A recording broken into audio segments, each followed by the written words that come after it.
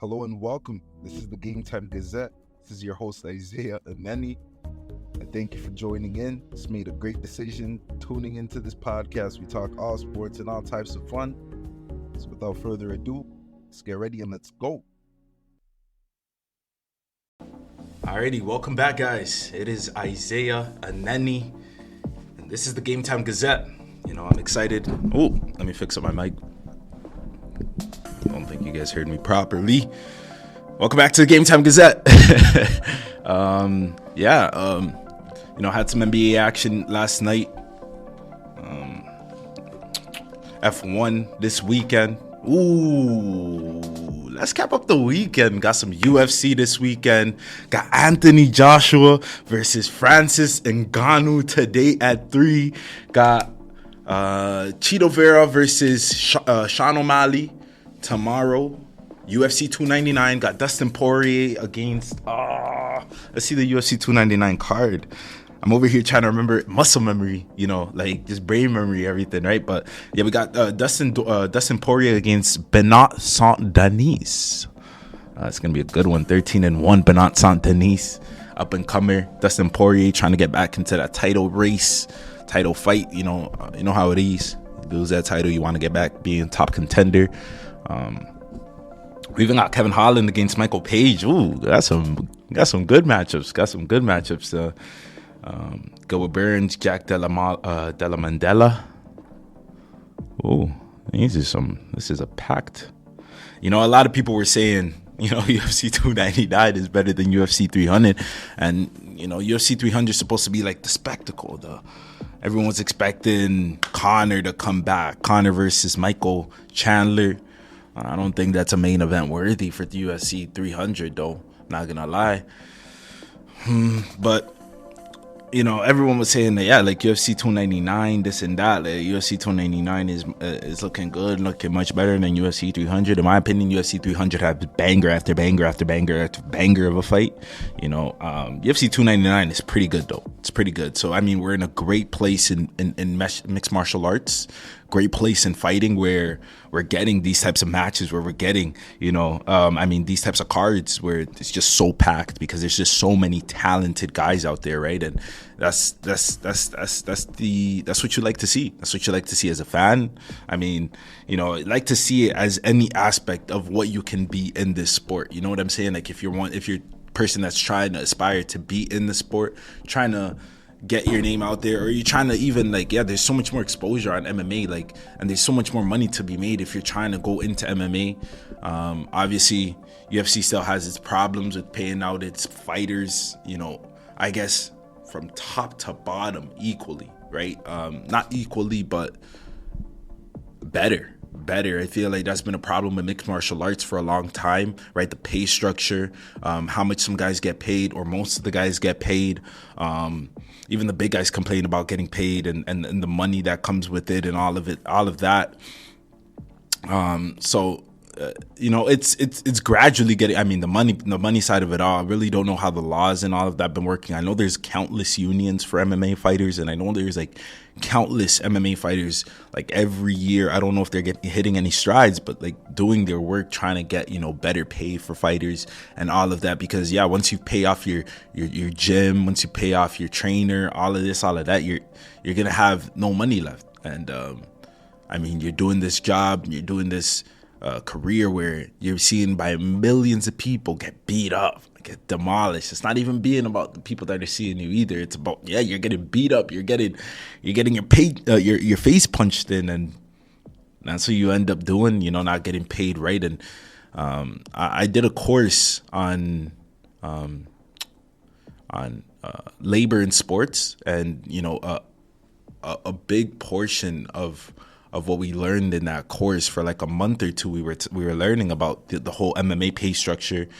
We had a lawyer come in that he has that he, or not a lawyer, maybe a lawyer, I forget which one it is, a lawyer, or he was the head of a union for an MMA, for MMA fighters, right? And coming in and explaining, the whole ins and outs, explaining the basics of the ins and outs of okay, this is how MMA fighters are typically getting paid. And, this is how low it is. These for the upper end guys, it goes here, da. And, this is how much the MMA is taking, all of this. And then you're just looking at the legal side of it all. You have to pay your trainer. You got to pay your gym. You got to pay all these other different types of people. And then at the end of the day, you don't have any money left for yourself. You don't have any money for, the work that you put in. And a lot of these guys are doing multiple fights. And MMA, fighters' career ends up being short because they're, injuries and head damage, all of this, all of that, and they don't even have medical insurance, right? And they don't have the medical insurance to be able to take the proper care of their bodies as well to continue doing this job that they love. They don't have, and then you just see it too. That was a big problem as well, right? Yeah, because they got to pay for all their medicals and stuff. So you get injured, you get cuts, bruises, all this. You got to go to the doctor. You pay for it too. It's America, right? Very interesting part of it. And I guess before we talk, because I'm talking the pay structure and everything, and this like perfectly leads into the guy that I'm about to talk to. You guys already probably guessed it, right? Francis Ngannou. Francis Ngannou was a guy that we know. He left the UFC at the top of his career, right? You could say at the top of his mixed martial arts career, especially because the UFC is the biggest promotion for mixed martial arts in the world. And Francis Ngannou left, when he was heavyweight champion. John Jones was coming back. John Bones Jones was coming back, and he wanted to fight Ngannou, right? And that fight probably would have been one of the biggest fights in the history of the MMA, in the history of the UFC. You got the GOAT, quote-unquote GOAT. Everybody calls John Jones the GOAT. Lost one fight, but it was really because of, many people say he shouldn't have even lost that fight, right? And then you got Francis Ngannou, the modern-day gladiator, got the power of just a warrior, could really do anything in the MMA. I mean, when he went up against Cyril Gane, and then that was the question, right? Cyril Gane doesn't have dimensions to him, and then we've seen what Ngannou was able to do to him, right? And that's what built up that fight so well, where it's okay, Ngannou, John Jones, it's gonna be a generational one. End of the day, Ngannou decides to leave the UFC, and this is, if we backtrack a little bit, Ngannou was one of the baddest mans on the earth, right? Knockout power of 1,000,000. And you got Tyson Fury in boxing, and he was, trying to get that fight with Ngannou. Obviously, this is a money fight, right? Both of them are trying to get some money because a lot of eyes would see it, right? Go do it in Saudi, go do it in, Abu Dhabi, something like that. Go get your money. Go get the pay-per-view, whatever you want. Go get your money. That's basically what those fights are. When you even seen Conor play or fight Floyd, it was a little bit animosity between them two, and it was a little bit, I gotta get you, like I actually want to beat you up. But it was also, let's go get some money. I think Conor made like $130 million from that fight, and so like for Ngannou, he wanted to have that same type of thing, and then the UFC, Conor McDavid, no, not Conor McDavid. Conor McDavid plays for the Edmonton Oilers. Conor McGregor. Imagine Conor McDavid, UFC MMA star. No, but Conor McGregor, he was like, a lot of people brand him as, the UFC's baby, the UFC's golden child. Where he was the one that literally got the good contracts. He was the one, because he did put butts in the seat as well. For a man like Dana White, he's a businessman, right? And obviously the guys that make you the most business, you're gonna like as much more. And Conor McGregor, the time he came in and really propelled the UFC to kind of, to where it is today. UFC was always around. It's been around for 30, 40 years, something like that. But Conor McGregor, he really like opened up the world to the UFC because he had such an infectious personality where you It's either you wanted to see him lose, you wanted to see him get knocked the fuck out, or you just wanted to see him win. You wanted to see him knock somebody the fuck out, right? So it was like he was Dana White's first guy that he's like, all right, you want to do this? All right, let's do that. You want to do this? All right, let's do that. You want to do this? All right, let's do that. But then it came time for like a Francis Ngannou, and it was like, you really want to do that? You know, I feel like a factor to that is because, you know, it didn't matter if Conor lost or won. It was Floyd. It didn't matter though if he lost or won. It was all about the money that could have been made and was made. Billions were made off that fight. You know, like for everybody involved ate. Dana ate, Floyd's people ate, the boxing people ate, MMA people ate, Conor ate good. You know, so I feel like money was the biggest factor in that. Even though Dana White and Conor McGregor have that relationship that they have, right? But even with that, Francis Ngannou and Tyson Fury were gonna make money too. You know, maybe not as much as the Floyd and obviously Conor fight, because at the time too, you didn't see that happen where it's MMA against boxing, boom, boom. You know, two of the biggest stars where this guy talks a lot and that guy talks a lot and they're both talking a lot to each other, and the press conferences were hilarious. You know, things like that made it bigger than what it really was at the end of the day, because when the fight happened, it was very underwhelming, right? It wasn't like, oh, this is the best fight ever. Nah, it happened. It went and gone. You know, we seen Conor and Floyd fight. It went and gone. You know, same thing. All right, we seen the Francis Ngannou and Tyson Fury fight. It happened. It went and gone. Yeah, for sure. But it didn't have the same type of buzz that Conor and Floyd had. Conor and Floyd months before that were buzzing about. Everybody was like, oh, Conor and Floyd, Conor and Floyd, Conor and Floyd, Conor and Floyd. Right? So that's definitely a factor too. But all right, like, you know, after I'm done explaining the whole situation, I could spend 20-30 minutes explaining the whole situation.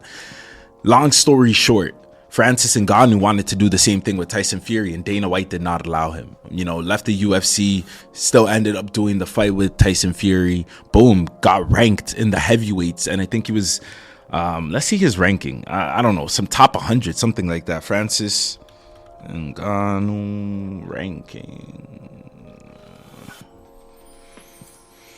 He's a ranked boxer, so I'm sorry, he is world number 10 heavyweight boxer, you know. And there's two factors that come into this, that come into play to why this is like it is. One is because he can box. We seen the fight with Tyson Fury. He was able to drop Tyson Fury one time. He was able to stay in there way better than I was watching it, and it was way better than I thought Francis Ngannou was going to be able to do. He could actually real life box. Like, if boxing was what he chose to do, he could be the best in the world, one of the best in the world. He could do it. Heavyweight division in boxing is pretty weak too, though. It's pretty weak.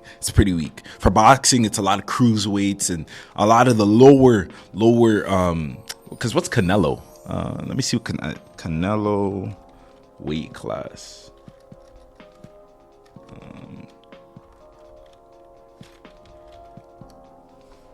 Canelo Alvarez. Yeah, he's a middleweight, super middleweight, light heavyweight. Yeah, I mean, he's been, you know, but welterweight, obviously. No, wait. Am I tripping? Let me see. No, he does. Yeah, he in 4 weight classes from light heavyweight, from light middleweight to light heavyweight.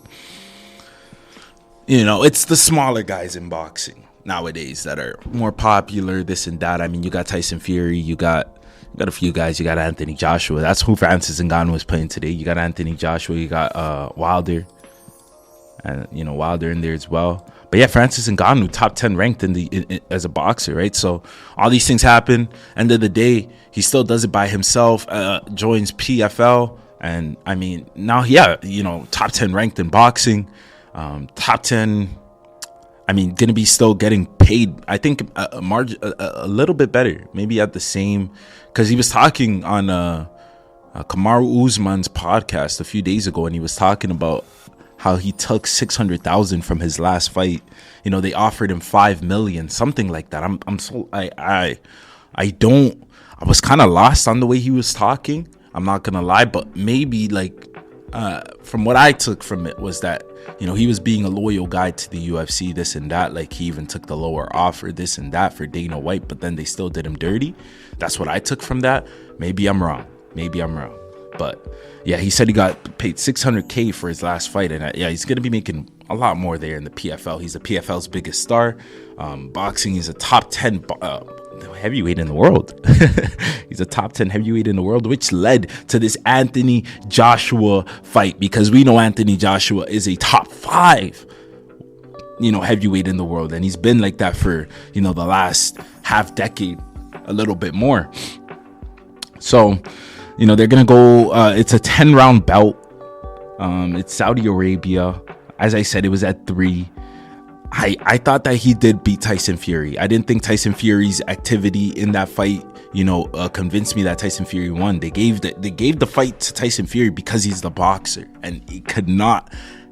Francis Ngannou, as the debut as the MMA fighter, could not beat Tyson Fury, the best boxer in the world, the best heavyweight in the world, which he is. Yeah.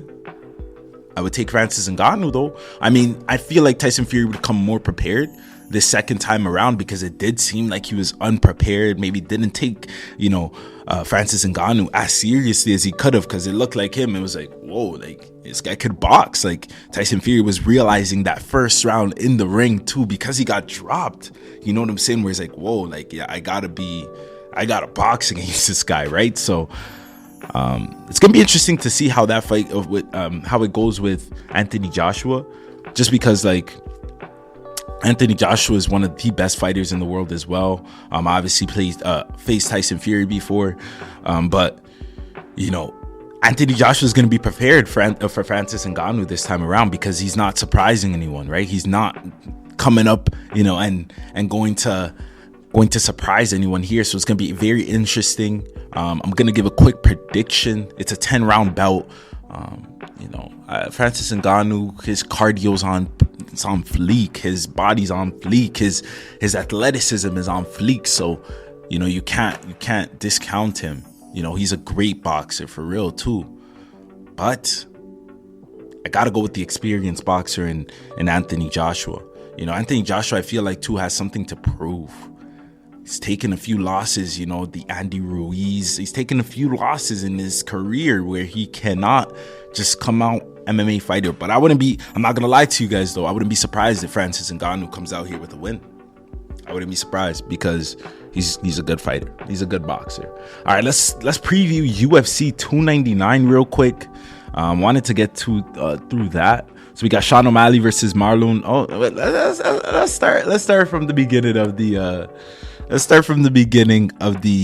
I'm just gonna, all right, obviously there's prelims, you guys all know that as well, but I'm just gonna do the main card, right? And because if I do prelims, I'm gonna be here for another 40 minutes, and I'm gonna just be breaking down each fighter, this and that. But we're gonna start with the Petr Yan Song Yadong fight, right? You got Petr Yan. He's looking at the fighters, the main event, I guess tomorrow, and he's looking like he's looking at the fighters saying, I could face the winner. You know, this is basically one of them ones where it's like, for Petr Yan, you want to be able to set a statement here. Obviously losing to Sean O'Malley, and it has his backsides. Was it Sean O'Malley that he lost to? Petr Yan. Yeah, he did lose to Sean O'Malley. Yeah, and it has his backsides, right? Because now he's in the back burner basically, and gotta fight back up, get back up in the rankings. Obviously, Marlon Vera is fighting for the title, right? So, but he does got the size advantage, and the reach is the same. Looking at Yadong though, this is a big opportunity for him to get up in the standings, especially in the bantamweight standings. Let's see where he stands right now in the bantamweight rankings. Let's see where he stands. Want to see, because looking at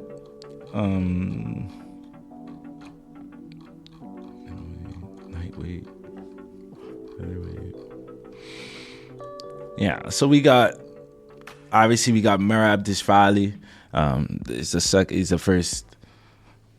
the first number one contender. We seen him pick up a last fight against Henry Cejudo, where he was just picking up Cejudo, dropping him down over there. And then Cejudo said that if he lost, he would have retired, but didn't want to retire. And, good thing he didn't retire. That's not a good way to go out, man. That's not a good way to go out. That fight was embarrassing. Merab just, he played with him in that one. Aljamain Sterling, obviously the guy Sean O'Malley took the title from. And then Peter Young, Corey Sandhagen, and then Peter Young right there. And it's because, losing to Merab, obviously put him back down. Lost to Merab, lost to Sean, right? So it put him down. It definitely put him down. But this is an opportunity here for Peter to get right back up. Bigger opportunity though, as we were looking, right, for Song Yadong, right? Because he's on a little bit of a win streak here, 2-fight win streak. He's 21-6-1. He has one no contest, right? And he has an opportunity to move up from 7th into realistically 4th, 5th. Obviously, because you're looking at probably be taken, if Marlon Vera loses, right, gonna drop down a little bit. But if Marlon Vera wins, he's obviously gonna be champion, pop up there. So Henry Cejudo could definitely, this is Song beating Peter Young, if he's able to, would be really big for him, and just trying to get his own title shot. And his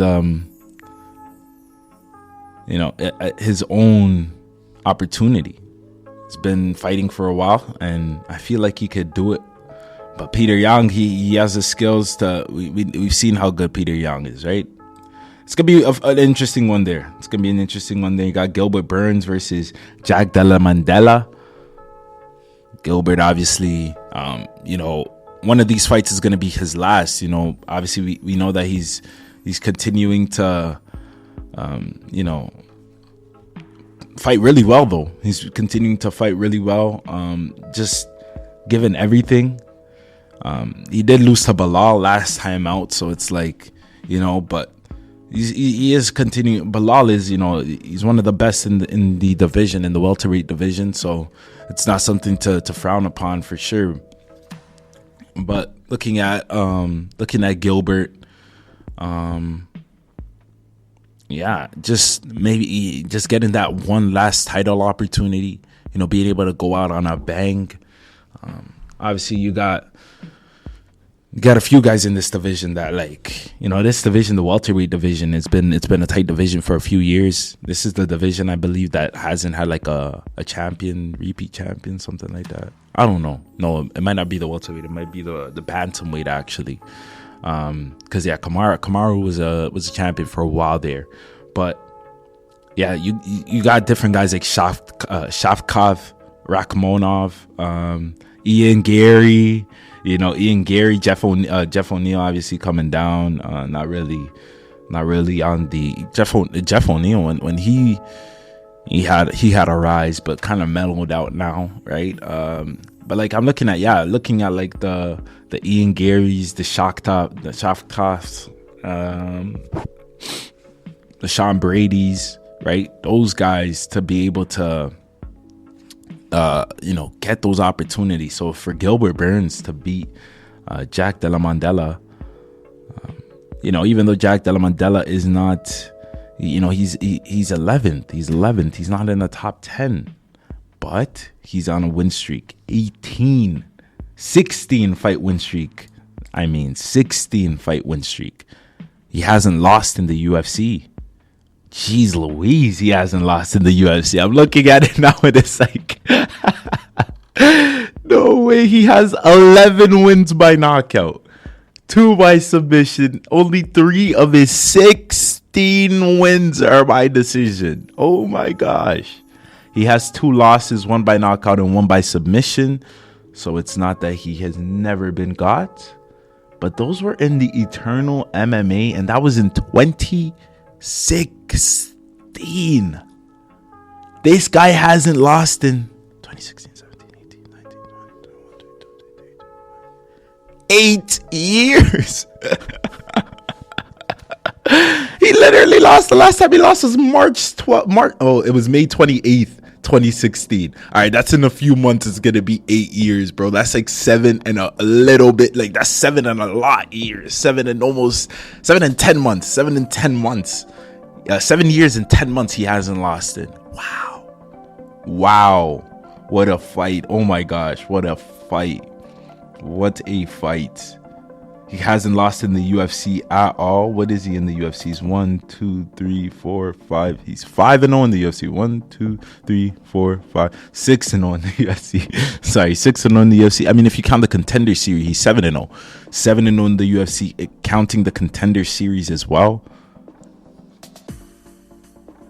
Let me see. Randy Brown, Kevin Holland has some great wins as well. Ooh, let me see the odds on this fight right here. Let me see. This might be my best bet of the night right here. UFC 299. I mean, let me see Burns versus. Let me see this. Let's see if I can get some. What? Let's see the odds on this right now, bro. What are you looking at?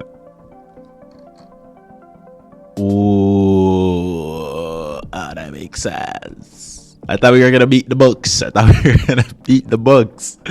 Yeah, Burns is the underdog, and Madalena. How do you say his name? Madalena, right? Madalena is the favorite. Makes sense. Yeah, makes sense. Plus 150 to win by KO or TKO. Plus 320 to win by decision. Plus 1700 to win by submission. That means odds are saying if if Jack Della Maddalena is gonna win, he's gonna win by by either knockout or decision. He's gonna win by a finish. I mean, no.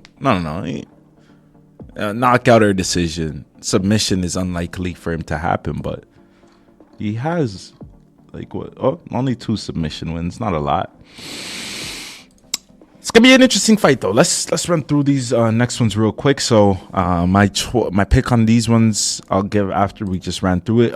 Kevin Holland and Michael Page. Kevin Holland is a guy that lost to Jack Della Maddalena.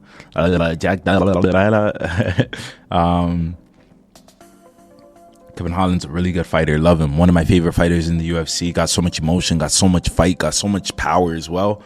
Got the reach advantage, got the height advantage, or no, same height, got the reach advantage. He's the younger fighter. Michael Page, though, 21-2, guy's on a tear. Guy has been balling.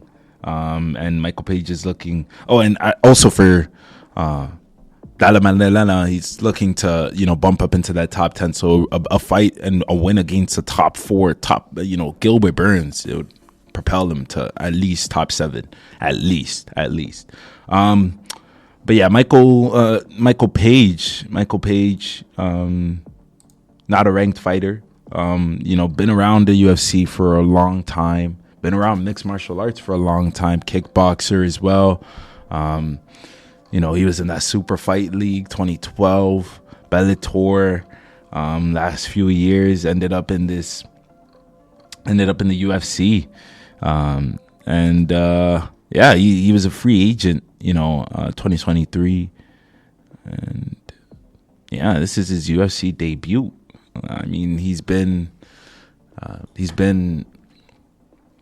a boxer as well, and Kevin Holland's a guy that's been kind of on the down. Even though he's one of my favorite fighters in the UFC, he hasn't had a great fight in a while in the UFC, so he's kind of been on the down, right? Michael Page coming into the UFC looking to get a big win. Statement. I mean, he only has 2 losses ever in his MMA career, so it's gonna be a great fight as well. Then you got Dustin Poirier against Benoit Saint Denis. Oh man, this is gonna be a good one. Dustin Poirier against Benoit Saint Denis. Oh man, what could we just say about Dustin, bro? What could we say about Dustin? Like, Dustin's one of my favorite fighters in the UFC as well. He's looking to get right back up into that, get Islam, even though probably won't get the opportunity for a little bit, but get Islam.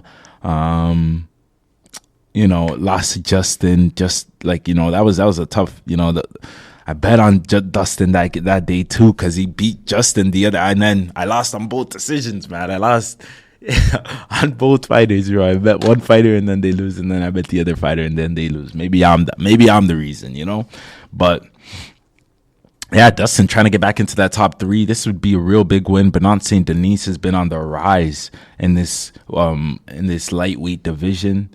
Really been doing his work to make noise. I mean, he's number 12 in the rankings.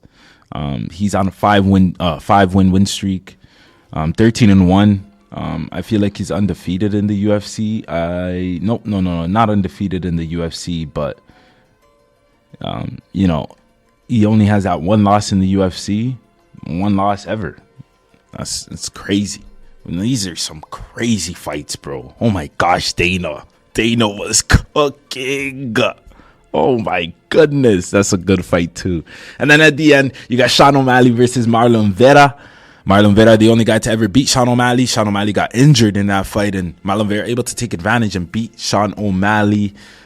It comes however it comes. He's going to take a win however it comes. It's not a wrong, dirty thing. You know what I'm saying? It comes however it comes, which is very respectable.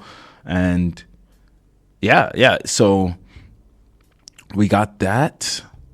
And I guess let's go to the picks. So I guess we're going to start from the main event all the way down, since I've previewed all the fights.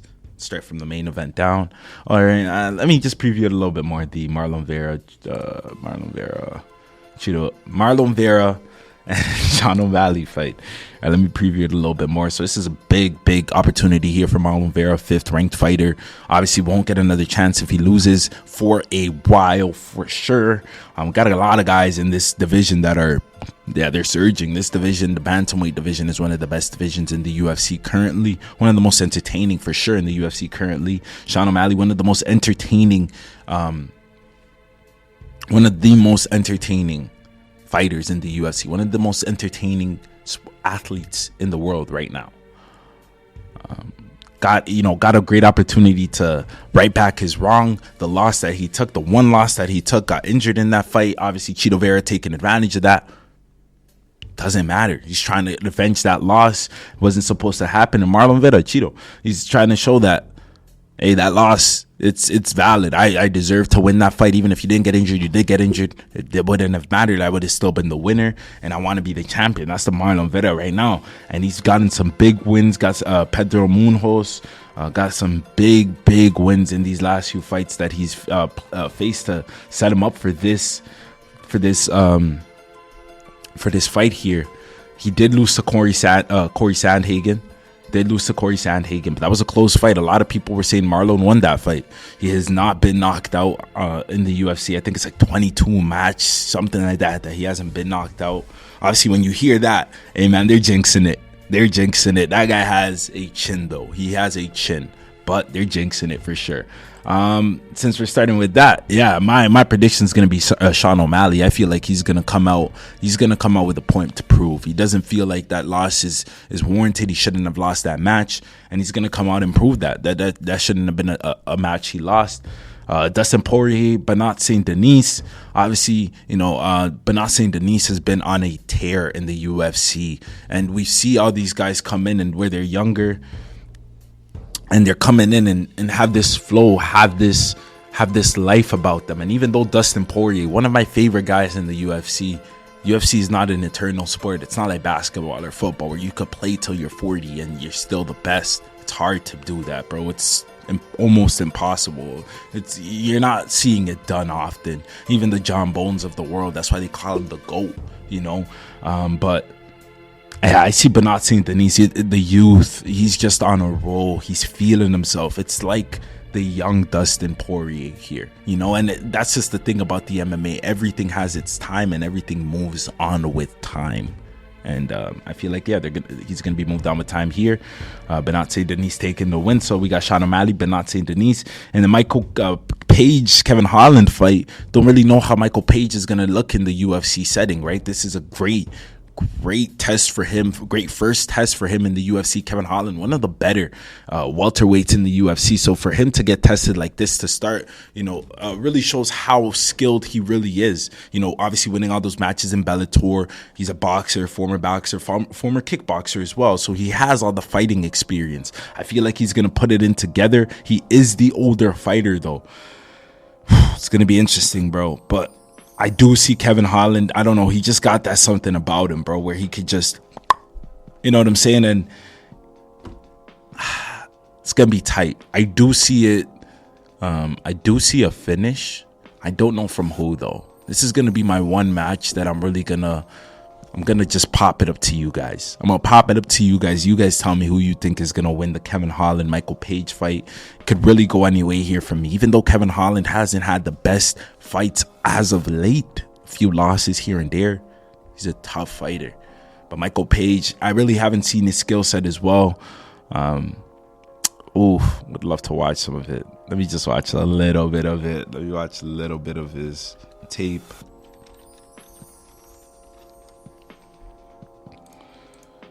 It's just the first one I clicked was all 11 of Michael Venom Page's brutal knockouts, and what a start. Leg kick, low leg kick. Ugh. Broke that man's leg. That was nasty. That was absolutely disgusting. Absolutely disgusting right there. And let's see that second one. All right, so this is who is this fight against? Yeah, some long outro music. He really dominated Bellator as well. One of the best fighters from Bellator. So this is Page versus Sanders. This is March 21st, 2013. Bellator fans probably remember this. Oh my goodness, what a right. Oh, another right. Knocked him down. Kiss to the stars like that. That wasn't bad. That was pretty good. All right, let's see. Page versus Rainey. That is May 17, 2014. Bellator fans again. You guys know the drill. Ooh, what a right hand. Straight. Sat him down. Okay. He's coming in with not even a little bit. This is a lot of power, bro. This is a lot of power. Okay, let's see. All right, Page versus Bears. This was 2015. Ooh, what a knockout. That was a quick right? And then, that was a good one right there. Oh, it was a quick 1-2. It was real quick. He couldn't even see it. They had to slow it down. It was bop, bop. Don't see that often. Left, right. All right. I'm gonna take Page. I'm gonna take Michael Page, even though he's the older fighter. I'm gonna take Michael Page. Just looks like his power is ridiculous, and his kind of body control in the ring. Yeah, he looks dangerous. Even though he doesn't have the reach advantage, he looks dangerous. Don't want to get close to him. Gilbert versus Jack Della Maddalena. Same thing I've been saying. It's just the age thing. I mean, Gilbert Burns is 10 years older than Jack here. And it's just, Gilbert Burns has had his time. He's been there. He's been at the top. I don't think he's going to go back. That's the thing about the UFC. It's so hard to get back up there, especially when you're pushing 40. The young guy's going to come in and knock you out, and it's going to be tough to see, but that's what you're gonna do, and the older guy's gonna have to just retire, or he's just gonna look embarrassing like we've seen other fighters do. Don't wanna. And then Peter Yang versus Sang Yadong. This one is another throw up here for me. I'm not gonna lie to you, because this is such a close fight. Peter Yang trying to get right back into the top, and Sang Yadong, he's been fighting really well. Five fight win streak. So don't be surprised if he comes in and he comes pop, and he comes and wins this fight. But I'll give the nod to Peter Yang. I'm not gonna leave a lot of interpreting. Oh no, wait, I didn't. I chose Michael Page. So you guys tell me, who do you guys think is gonna win, Peter Yang or Song Yadong? Leave it in the comments. Obviously the betting angles are there. I'll check the F1 qualifying real quick for you guys because it was happening as I am talking with you. It's happening. And currently Max Verstappen leads by 0.3 of a second. Oh no, Max Verstappen got pole. Charles Leclerc in second, 0.3 behind. Sergio Perez in third, same 3.3 behind, just a little behind Charles. It's very disappointing, I'm not gonna lie to you. When you look at the things that's happening, and Max is being so ahead of everyone. I encourage you guys to go watch this race, but if this race stinks this weekend, I'm not watching a lot more F1 as well. I'll just be keeping up with the silly season news, and I'll keep you updated right here on the GameTime Gazette. But yeah, I wouldn't blame you guys if you guys weren't watching the races as well. Somebody winning by 30 seconds is not fun to watch at all. I had an interesting conversation with, I feel like that bloke was from England, where he was just talking about the dominance and how great it is to see the dominance of Max Verstappen, but you want to see competitiveness. Like in any sport, you don't want it to just be one guy, one team. You want to see a fight, you want to see a battle. End of the day, modern day gladiators, we talk about being a modern day gladiator, right? You want to be able to, if it's just Goliaths beating up Davids, it wouldn't be a good story. You got to see a little bit David and Goliath, a little bit of a little fight, and it's gonna be interesting. Got a fun week of fighting. Got a fun week. In a few hours, we got a big boxing match happening in Saudi Arabia or Abu Dhabi, wherever it's happening.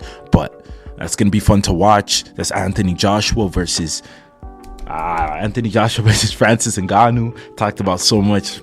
I'm forgetting things right now, but Anthony Joshua, Francis Ngannou. It's going to be real fun to watch. I'm going to recap it again when we come back here on Monday. Got UFC 299.